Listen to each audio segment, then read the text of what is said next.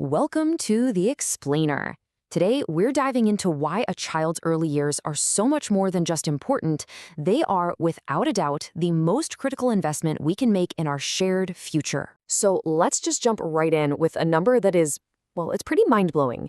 In the first few years of life, a child's brain is basically a supercharged construction site. It's forming more than 1 million, yeah, you heard that right, 1 million new neural connections every single second. That's a pace that's never repeated again. How do we make sure that incredible project building a brain goes well? Well, it all comes down to something called nurturing care. You can think of it as the master blueprint. It's the whole environment, everything a child's brain and body needs to build a solid foundation for the rest of their life. Okay, let's zoom in a bit. Let's get down to the micro level and really understand how that amazing brain gets built, one connection at a time.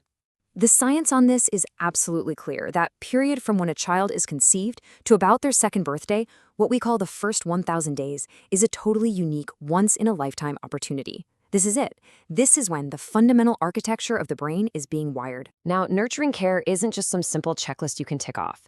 These 5 things, good health, proper nutrition, feeling safe, having chances to learn, and responsive care, they're all deeply connected. You can't really have one without the others. They have to work together, like a team, to shape a child's future. And these components, they aren't just nice to have. They're absolutely essential. They act like a shield. They actively protect a developing brain from something scientists call toxic stress. That's the kind of prolonged, intense stress from things like neglect or violence that can literally, physically damage the brain's architecture and cause problems for life. Okay, so that's the brain science. But what does it actually look like when you take it out of the lab and into the real world? Let's take a look. This quote, this is it.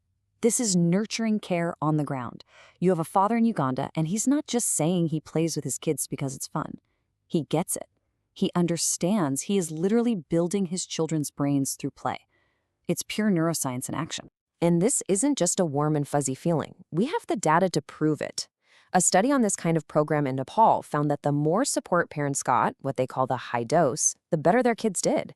Just look at the fine motor and cognitive score. It jumps from 0.27 to 0.79. It nearly tripled. That is a huge, life-changing impact. But of course, it's not all about what happens inside the home. The best early childhood education programs depend on a whole ecosystem of support. That means you need great teachers, a curriculum that's built around learning through play, and crucially, a real partnership with parents, all happening in a safe and healthy space. Right. So if we have the science and we have programs that we know work, why are so many millions of children still missing out? Let's zoom out again and try to solve this policy puzzle. The tough truth is that even with all this evidence, early childhood education often gets lost in the political shuffle. It's something everyone says they support, but it often lacks those powerful champions and the dedicated funding to really make a difference. Lots of talk, but not enough sustained investment. The COVID-19 pandemic really put this under a microscope. It was like a global stress test for childcare policies, and the different responses were just wild. You look at Australia, for example, which made childcare free for a few months to keep the entire system from collapsing. Then you contrast that with many Canadian provinces, where centers just shut down for almost everyone. And this example shows something so important. The design of a policy matters just as much as its goal.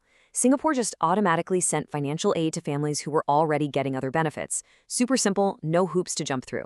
But in Canada and Australia, you had to apply, which can be a real barrier for the very people who need that help the most. Okay, let's zoom out one last time to the widest possible view. What's the global vision for fixing this? What's the plan? At the very core of the global agenda is this really powerful promise. It's called Sustainable Development Goal Target 4.2. And it's basically a commitment made by every world leader to make sure that by the year 2030, every single child gets a quality start in life. But the scale of this challenge, it's just huge.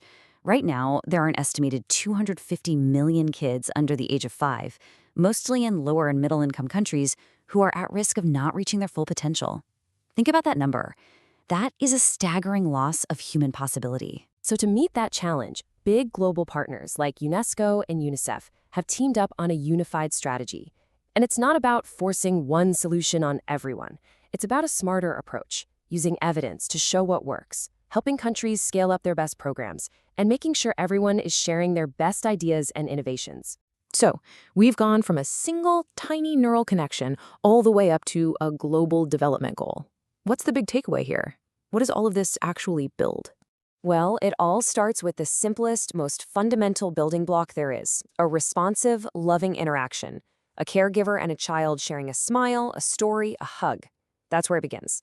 And then, those simple interactions are supercharged by community programs that give parents and caregivers the tools and the confidence they need to provide that nurturing care every day.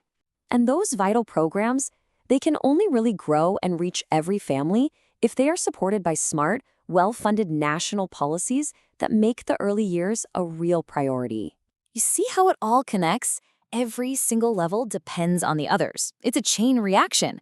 And when all those layers work together, you're not just building one child's future, you're building the future for all of us. So, we have the science, we have the data, we know what works. From a simple game of peekaboo all the way up to a line in a national budget. The blueprint is right in front of us. The only question left is the one we all have to answer: how will we choose to build?